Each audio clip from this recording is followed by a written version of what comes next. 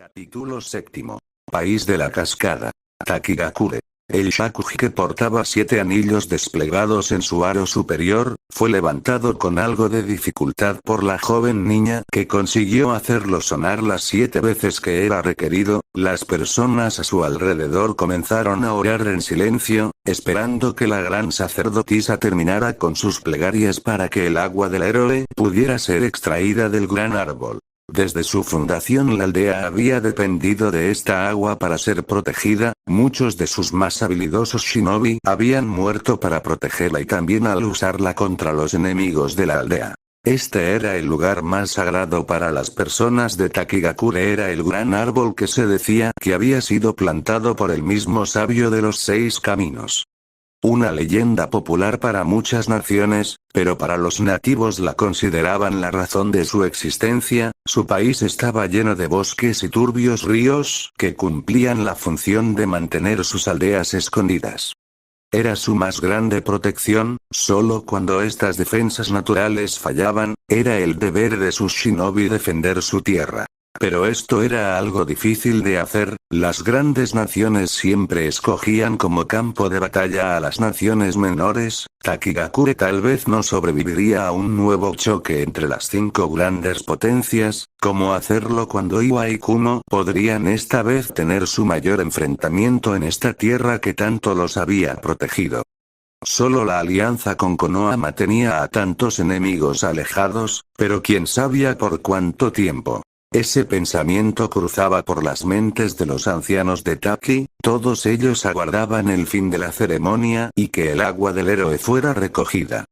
Esta vez más idas tendrían que ser sacrificadas en su uso. Tal vez incluso tendrían que usar a la Jinchuriki, pero esa sería su última carta.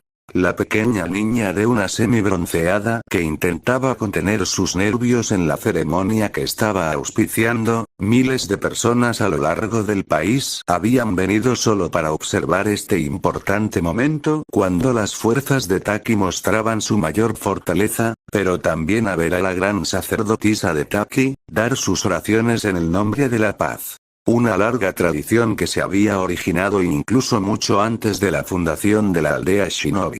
F era el nombre de esta pequeña, quien tenía unos peculiares ojos color naranja, su cabello que llegaba hasta sus hombros era de color verde que había heredado de su madre la anterior sacerdotisa. Ella no recordaba nada de su progenitora, pues se decía que todas las sacerdotisas de Taki morían al cumplir los 30 años, por ello era su deber dar a luz rápidamente a su heredera para que ésta siguiera la sagrada tradición continuara, pero también para que fuera la nueva contenedora del Nanabi. Aunque esto último pocos realmente lo sabían. La niña elevó rápidamente sus plegarias en el pequeño altar que se situaba en las grandes raíces del árbol de Taki. Casi toda la aldea se había construido a su alrededor y también se encontraba protegida por sus enormes ramas. La gente aplaudió 3 veces al terminar las oraciones, dando así el final a la ceremonia. Agradecieron en silencio, pero sin acercarse a la niña. No era correcto hacerlo, tampoco se le debía hablar o preguntarle puesto que se consideraba una persona sagrada. Mirarla a los ojos se consideraba un delito en Taki y el mismo daimyo tenía que agachar levemente su cabeza cuando estaba en su presencia. F permaneció estática enfrente del altar preguntándose qué sentido tenía todo aquello. Se imaginaba un mundo fuera de la aldea, con grandes praderas donde podría correr libremente o volar, pero esto último lo tenía extremadamente prohibido. No estaba bien, le decían los pocos que tenían autorización para hablar con ella. Solo suspiró en silencio mientras daba media vuelta y se preparaba para abordar la canoa que la llevaría por el enorme lago que se encontraba en Taki y alimentaba a la gran mayoría de la población de la aldea con sus peces. 3 monjes que siempre la acompañaban le dieron una breve reverencia mientras organizaban la canoa y esperaban que todos los peregrinos se alejaran para que no se atrevieran a acercarse a la canoa de la sacerdotisa. La niña, quien solo miraba todo con indiferencia, seguía imaginándose algo distinto a esto. Camino para abordar la canoa y los monjes no le dijeron nada, solo comenzaron a remar hasta que llegaran por los canales de la aldea donde la población se inclinaba ante el paso de la canoa que transportaba a su líder espiritual. Los pescadores se quitaban el sombrero y las madres alzaban a sus hijos. Pero para F todo aquello era carente de sentido, no comprendía y tampoco le importaba nada de eso, solo quería llegar a su prisión, ese viejo templo donde estaría toda su vida, luego un anciano hombre con suerte la engendraría y ella moriría sin poder conocer a la hija que daría a luz. Se preguntó incluso a veces si su madre llegó a amarla, se imaginaba su sonrisa, tal vez serían grandes amigas, sería maravilloso tener a alguien que pudiera abrazar. Sintió un breve golpe y alzó su vista, que le indicaba que habían llegado a las orillas del camino que conectaban con el gran templo. Miró la pequeña estructura sin darle mucho entusiasmo, comenzó a caminar sin importarle que su largo vestido blanco con cintas rojas fuera ensuciado por el frondoso fango. ¿Qué importaba algo de lodo? Pensó, le darían uno nuevo o hasta tal vez mejor. En silencio vio como dos Junin que portaban la banda de Taki abrían la puerta para que ésta pudiera pasar, no dijo nada, ni agradeció porque le abrieran su prisión. Solo asintió en silencio mientras sentía que las puertas se cerraban con fuerza detrás de ella. Caminó por el gran salón que estaba adornado por diversos tapices que recordaban la historia de Takigakure, entre ellos estaba uno que representaba el gran logro de Shibu, el bisabuelo de Shibuki, quien sería el próximo líder de la aldea. Su gran logro fue haber robado el Nanabi de Tsunagakure, claramente este acto había generado una larga línea de intensas guerras entre ambas aldeas. Ahora eran en teoría aliados ambas de Konoha, pero eso no significaba que habría una paz duradera entre ambas. Konoha nos impone alianzas, nunca hemos estado en posiciones iguales. Somos más un país vasallo que paga en granos, carne u otros alimentos para que Konoha pueda alimentar su gran maquinaria de guerra. No lo hagas, no pienses demasiado las cosas. F solo abrió levemente sus ojos al escuchar esa voz, nuevamente el demonio de las 7 colas atrapado dentro de ella le estaba reprendiendo. Tal vez ni siquiera fuera un demonio, ella podría ser el monstruo al escuchar esa voz o por ser la persona que tenía un ser tan antiguo como el mismo mundo shinobi encerrado dentro de ella. No es mi culpa, tengo demasiado tiempo para pensar. Demasiado tiempo, pero una corta vida.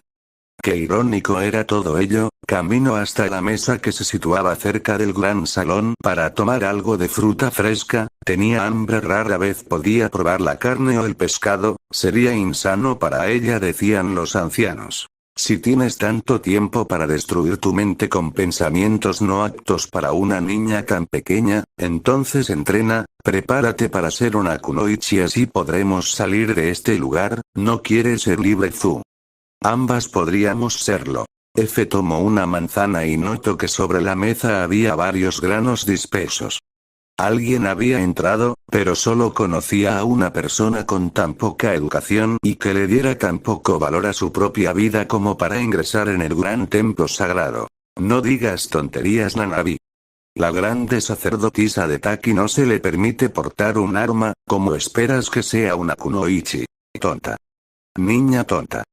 ¿En verdad crees que solo estoy dentro de ti para que le dé suerte a tus plegarias? F se sorprendió al ver cómo Nanabi cortaba fuertemente el enlace entre ambas, estaba molesta, duraría al menos un mes en silencio antes que se dignara nuevamente a dirigirle la palabra. Cuando era más pequeña la única persona o cosa en este caso con quien podía hablar era con esta voz, cuando fue creciendo comenzó a entender que no era su amiga imaginaria, sino que se trataba de un ser de gran poder que estaba almacenada en su interior. F no era tonta, sabía perfectamente que era un arma.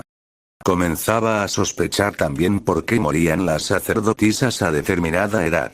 Kakuzu-san, dijo fuertemente mostrando la primera emoción real en varios días al ver al hombre cuyo rostro casi siempre permanecía cubierto de una máscara, con cierta malicia en sus ojos mientras tomaba varias monedas de las ofrendas que dejaban los peregrinos. ¿Ah, eres tú? Por un momento pensé que era alguien importante. Al escuchar esto infló de inmediato sus cachetes, porque desde que era una niña siempre había encontrado a este hombre tan fascinante y a la vez tan irritable. El ninja más poderoso de Taki no era más que un avaricioso.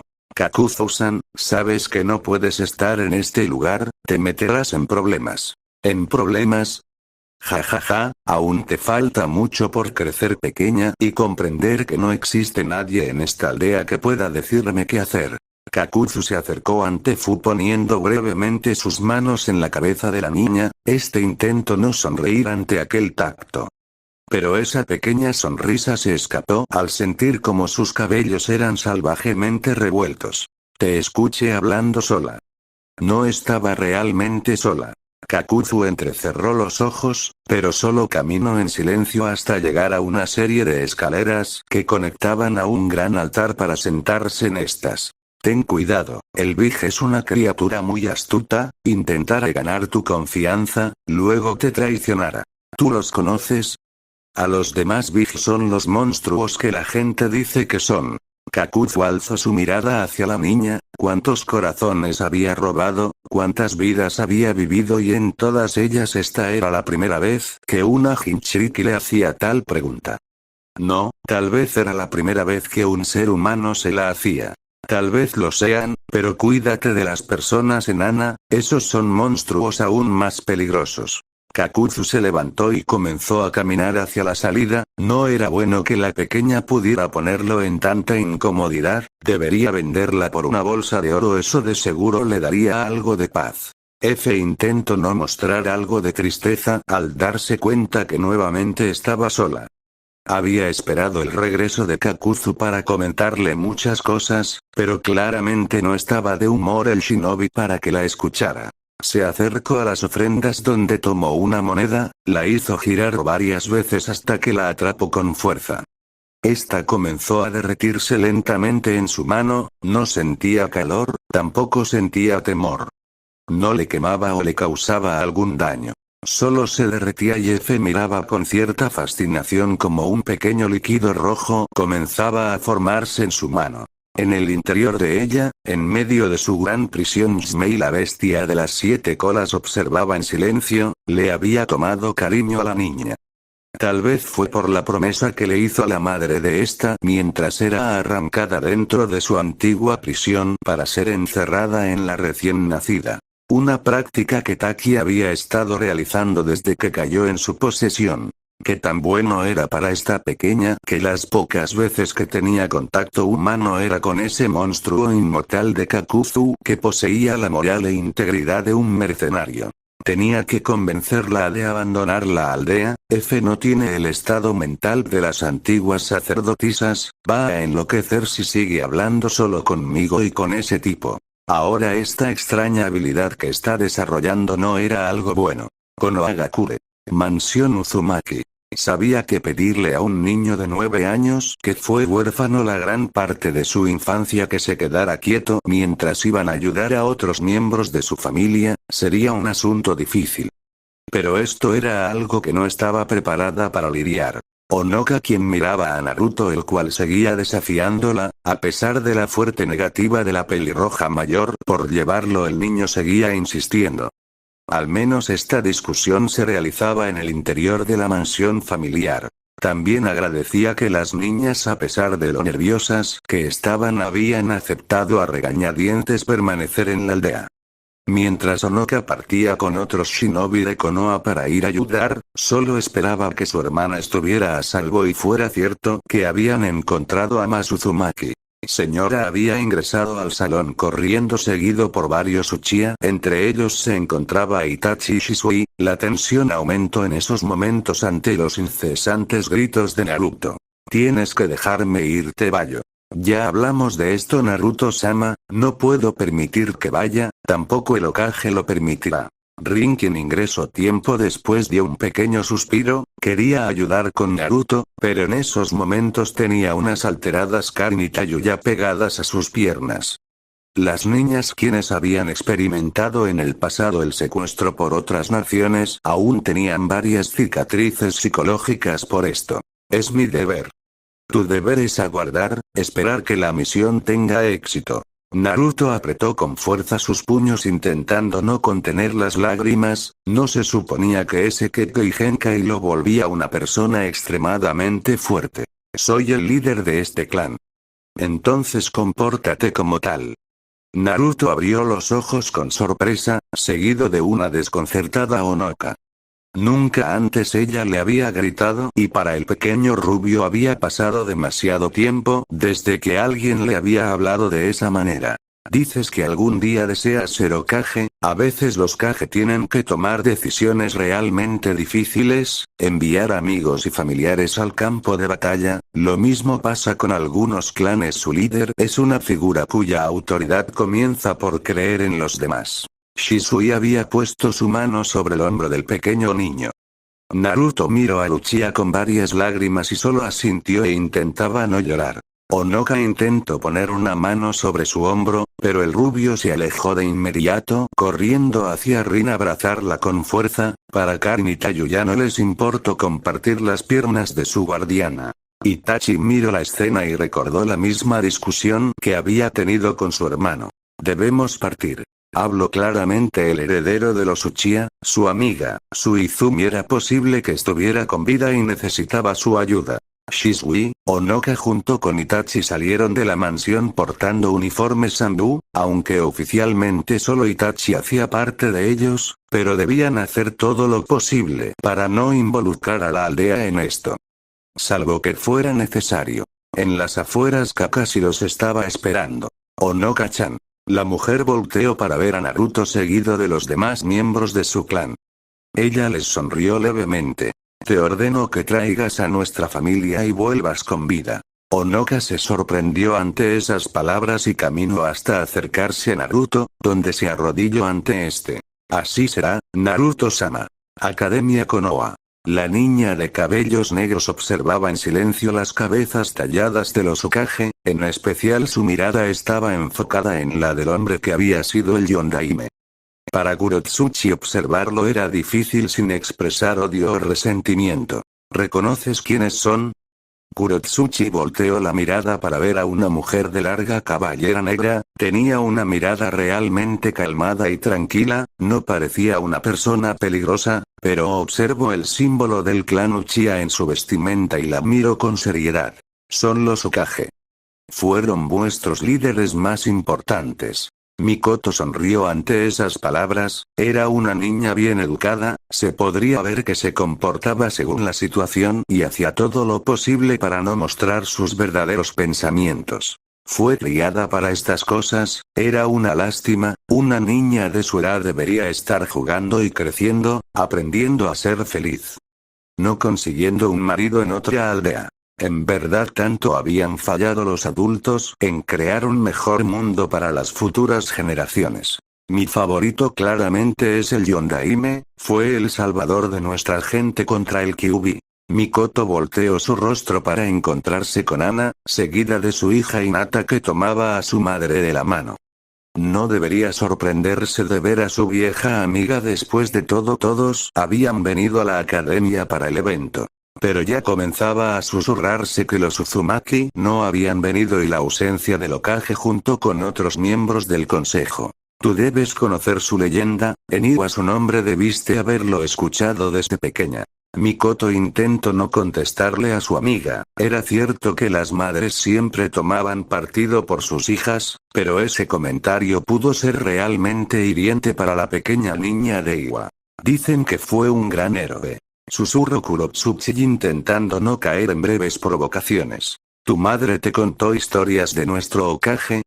Hinata había preguntado con inocencia en sus palabras, cuando Kurotsuchi no estaba realmente molestándola, ella quería saber más sobre la niña. No recuerdo a mi madre, le respondió mientras miraba fijamente el rostro de Minato tallado. Nadie dijo nada más y Ana decidió llevarse a su hija al interior de la academia. Al darse cuenta de las implicaciones de esas palabras, buscaría a su marido y su hermano, los cuales deberían estar con su sobrino Neji.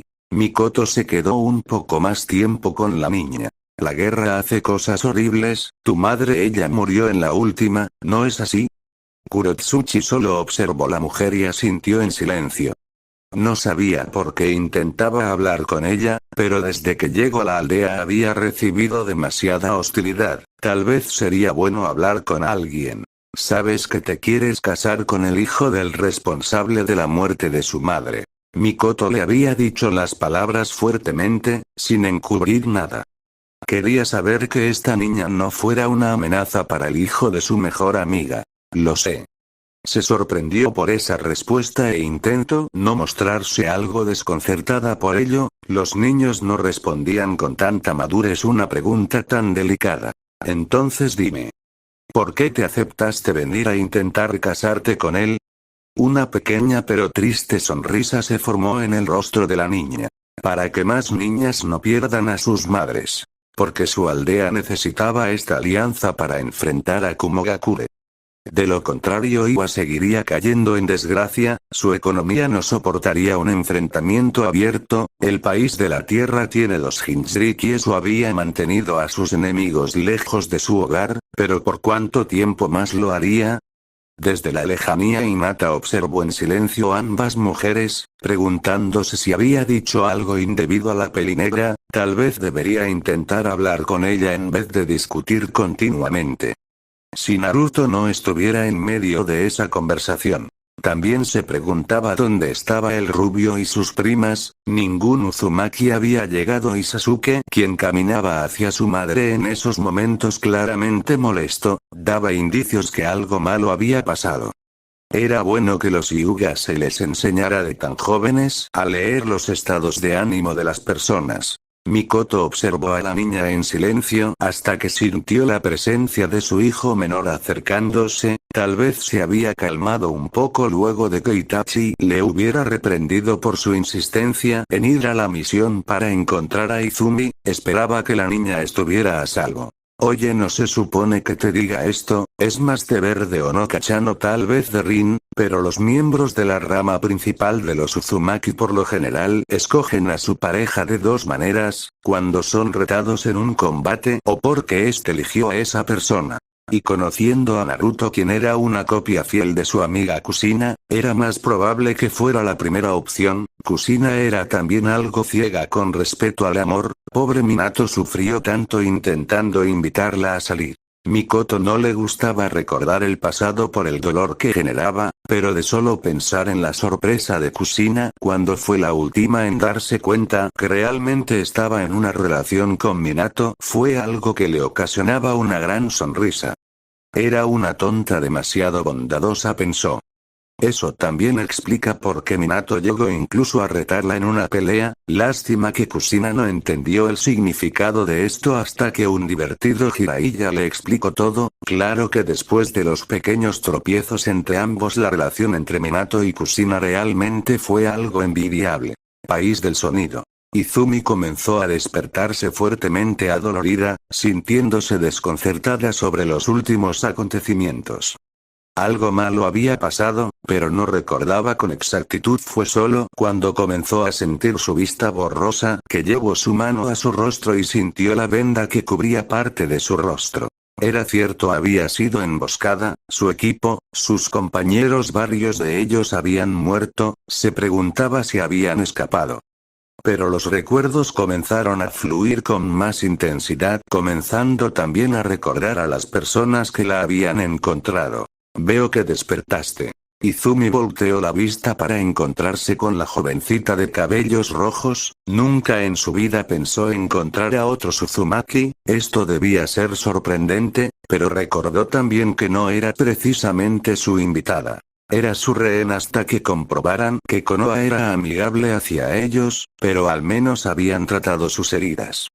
Lo que era una misión de un par de días se había convertido realmente en una serie de eventos inesperados. Su ojo, en verdad, había perdido uno de sus Sharingan. El consejo la iba a castigar por esto. Nunca antes había sucedido algo como esto. Claro que eso en gran parte a que solo se conocía un trasplante de Sharingan con éxito y ese era el de Kakashi Senpai. Pero había sido ese hombre. Estaba segura que fue ese peligroso criminal que había conseguido arrebatárselo. Tenía que regresar pronto a la aldea e informarle al Hokage que Orochimaru estaba con vida. Debes tomártelo con calma, podrían volverse a abrir las heridas. Izumi alzó su vista para encontrar esos cabellos rojos observándola, tenía un hermoso rostro, lo aceptaba, pero no le agradaba mucho que fuera vista como rehén. Eres Yuna, ¿no es así? La pequeña se rió un poco y se sintió a su lado, le entregó una hogaza de pan e Izumi lo aceptó en silencio, mientras intentaba comer algo. ¿Cuánto tiempo estuve inconsciente? Yuna suspiró mientras intentaba hacer la cuenta, pero eso sería algo difícil. Estaban en lo que parecía ser una aldea abandonada del país de arroz, aunque ahora se habían enterado que el daimyo había cambiado el nombre al país del sonido, debido a su nueva aldea Shinobi. Unos 3 días. Izumi guardó silencio mientras veía un vaso con agua, poco le importó el olor que salía de esta y comenzó a beber, estaba demasiado cansada y agotada. ¿Nuestra situación actual? Yuna cambió su rostro a uno de total preocupación. Habían encontrado esta aldea para descansar, pero era difícil saber cómo saldrían de esta. Es tan mala. Algo nos ha estado persiguiendo, Izumi-san. Luego de que te desmayaras nos encontramos con escuadrones de reconocimiento de Otogakure, pero estaban cazando a alguien o algo. Izumi se sentía realmente incómoda con esta conversión. ¿A qué se refería con que estaban detrás de algo? ¿Acaso sería Orochimaru que venía por su ojo faltante? Era un... Yuna intentaba buscar la manera de describir aquel monstruo, pero era sencillamente difícil de creer que alguien así existiera. Era un ser inmortal, su existencia es una clara violación a las leyes naturales de este mundo.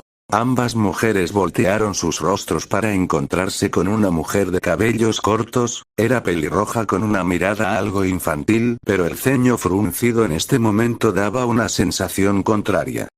Traía consigo una armadura que le recordaba a los libros de historia de la academia, muy parecía a los samuráis salvo por lo corta que era. Ella es Shoko Uzumaki. La recién nombrada solo inclinó levemente su postura en señal de respeto, llevaba una larga katana atada a su cintura. ¿Acaso sería un samurái? Aunque escucho historias sobre los Uzumaki y sus creencias en el Bushido, no pensó que fuera algo real. Pero Fugaku-sama le había dicho una vez que debido a su aislamiento los Uzumaki habían desarrollado un estilo muy peculiar de dividir sus estilos de lucha.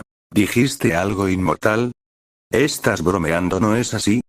Ambas mujeres Uzumaki se miraron e intercambiaron una breve mirada, no sabían cómo explicar eso sin parecer un par de lunáticas. Ojalá fuera una mentira, Uchiha-san, pero debes creernos cuando le decimos que nunca antes habíamos visto algo así. Izumi guardó silencio. ¿Cómo era posible que alguien pudiera simplemente no morir? Eso no tenía ninguna lógica. Al menos por ahora estaban a salvo. Debería pedir ayuda a Konoha, debería ser lo más importante por ahora. Debemos mandar un mensaje a Konoha. Ya lo hice, envío un mensaje urgente a mi hermana Onoka, lo último que supe de ella es que se encontraba en la aldea. Izumi miró con intriga a la jovencita. Entonces ya había un Uzumaki en Konoha aparte de Naruto. Pensé que tu hermano era Kenshin. Es más como una muestra de aprecio por cuidar de mí. Mi hermana Onoka es mi hermana de sangre, Kenshin es más como una señal de respeto. Shoko observó la pequeña conversación entre ambas kunoichi, era bueno que despejaran sus mentes. La Uchiha algo herida ahora que se había despertado podría ser de mayor ayuda para el enemigo que estaban enfrentando. Las 3 mujeres se pusieron alerta, para ver entrar a 2 personas más, uno de ellos era el único varón del grupo. Tenía un largo cabello rojo atado en forma de cola de caballo, tenía una katana y tenía puesto un ridículo kimono. En opinión de Izumi, lo más llamativo era la cicatriz de su rostro. La otra persona Izumi la reconoció de inmediato, fue una de las 2 chicas que la habían encontrado primero, era Morgiana.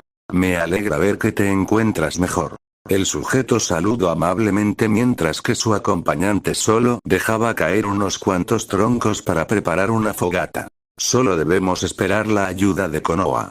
Es demasiado riesgoso, Shoko, tal vez lo mejor es intentar ir a Konoha, es posible que ni la ayuda llegue. La discusión comenzó entre ellas, pero los demás tenían opiniones muy parecidas. Lo cierto es que era difícil moverse siendo perseguidos por un enemigo al que nunca antes habían enfrentado. Este enemigo llevaba alguna banda de alguna aldea shinobi. Era difícil de descifrar, pero creo que era de Amegakure. Shoko fue la primera en decirlo, pero no parecía muy convencida sobre esa información. Miró a los demás en busca de alguna opinión, pero solo se guardó silencio, hasta que una despreocupada Morgiana terminaba de encender el fuego. Volteaba a mirarlos. Era de Yugakure y por sus palabras lo catalogaría como un extremista religioso, es un sectario. Izumi fue la que más se enfocó en esta información. Las palabras de Morgiana le daban más confianza. Estaba demasiado segura de lo que estaba diciendo, pero era igualmente malo. Nunca escucho algo como esto, hasta ahora. ¿Está segura de ello? Ella solo asintió en silencio, mientras tomaba algo del pan que estaba disponible para consumirlo. Aunque no lo parezca, Morgiana es una persona que tiene muchos conocimientos sobre las aldeas. Yuna fue quien dio el elogio, pero la chica estaba más concentrada en sus alimentos que en aceptar sus palabras. Kenshin apretó con fuerza su katana, al igual que Shoko sintieron una presencia peligrosa acercándose. Está aquí. Todos asintieron rápidamente, se levantaron y sentían como la parte trasera de la cabaña explotaba. Todos saltaron por instinto e Izumi intentó activar su Sharingan, pero tenía poco chakra para poder mantenerlo. Todos ustedes serán grandes sacrificios para el gran dios Hashin. Shoko dio un paso adelante desenvainando su katana. Solo Kenshin portaba otra. Izumi sacó un kunai acto que fue seguido por Morgiana, pero Yuna tomó lo que parecía ser una extraña máscara. Le recordaba las máscaras usadas por los escuadrones Anbu, solo que esta parecía estar riéndose. Le recordó a las máscaras ocultas en el antiguo templo cercano a Konoha. Jajaja, ¿en verdad creen que el gran dios Hashin permitirá que sus inútiles armas me puedan afectar? Lo sentimos, pero los Uzumaki solo adoramos a la gran diosa Shinigami. Creemos en el equilibrio de la vida y la muerte, por lo tanto algo como la inmortalidad es una herejía ante nuestras creencias. La katana fue cubierta rápidamente con un chakra rojizo. Enfrente de ellos estaba un sonriente Idan.